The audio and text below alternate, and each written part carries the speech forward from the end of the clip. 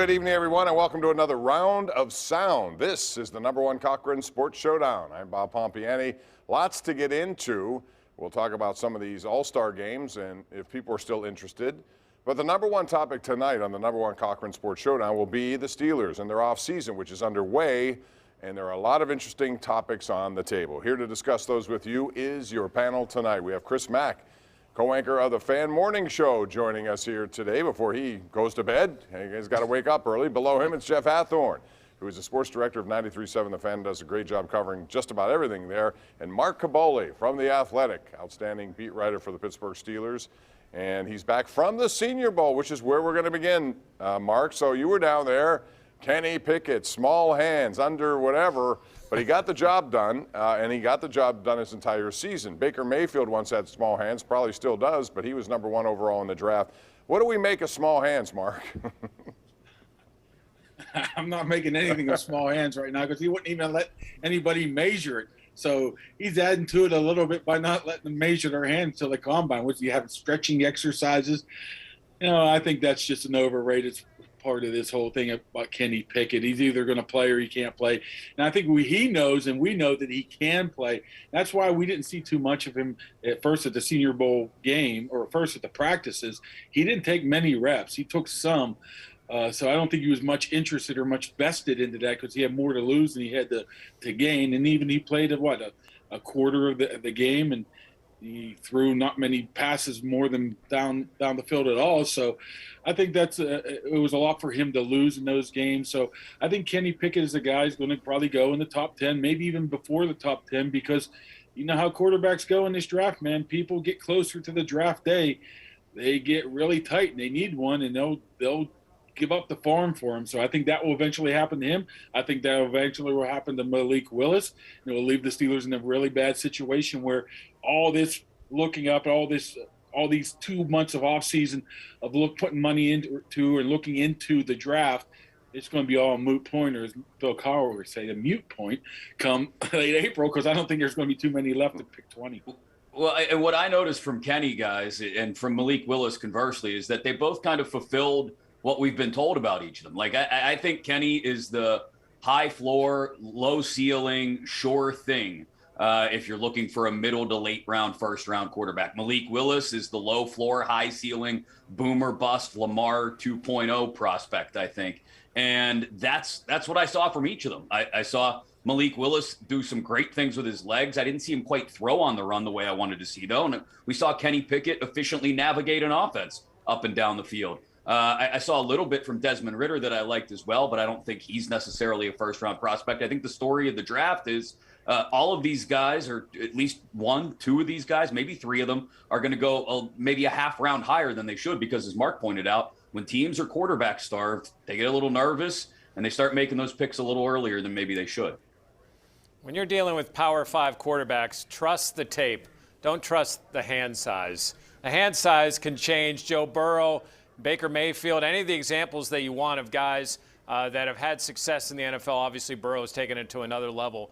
And trust what you see on tape. Although I will say this is why I like the Senior Bowl a hell of a lot more than I do the Combine, because at least there's some practices. You can see these guys work. Mark got to see that. You know, the reports of what happened when it was raining at a practice. I mean, those are the type of things that teams can really build on. And I know it's something that the Steelers have been interested in, the Senior Bowl. I mean, for years, you can find guys, see how they interact in practice, and maybe find some small details that you can't find from running a 40. Pickett did fine. I wish Malik Willis played more. I wanted to see more in a game-like setting, but unfortunately I only got a few snaps. Yeah. And to Mark's point, when you look at it, I counted no fewer than 9 teams that legitimately will need quarterbacks. I mean, if you want to make the case for teams like Atlanta even, with Matt Ryan, at some point they're going to want to look for a successor, New Orleans, and then the top-end teams. So, Mark, if none of those guys that they want is there, what do the Steelers do, if anything? You have, Mason Rudolph, you have Dwayne Haskins. There's a lot of talk about Jimmy Garoppolo and what it would take to get him, and would he work here? I don't like it, mostly because he's 30 years of age at this point. What would be their plan minus the draft? Mason Rudolph. I think it's going to end up coming back to him. But I understand what you're saying with free agency. I don't see where Jimmy G fits at all. I mean, unless he's going to agree to a pay cut and they basically give him away, it does the Steelers no good, because of an expiring contract where you're going to actually have to extend him, or he's a renter player. What good is that? I mean, you don't want that to start your franchise. So I think that's totally preposterous of thinking Jimmy G will come here. You know, Mr. Trubisky the same way. I think what it's going to end up coming down to is like the draft is going to be wasted because guys are going to go early. The free agency is just not going to be there. They're going to end up going with Mason Rudolph.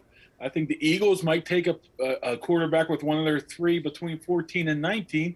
And here's my theory. Gardner Minshew, man, a second-day draft pick trade with the Steelers just to get a veteran in here for cheap of, you know, entry-level one-year deal, a guy that has a little bit of experience, and just, hey, let's go back at the process again next year. I think that's how it's going to end up working out.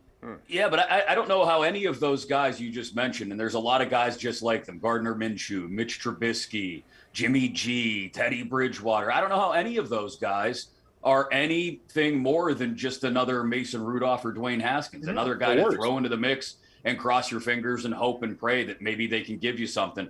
If there isn't a quarterback they like with a first-round grade at 20th, I'm all for, and no players at all that they like with a first-round grade at 20. Let's say everything's picked over, the big-time offensive linemen, the quarterbacks, corners, all of it.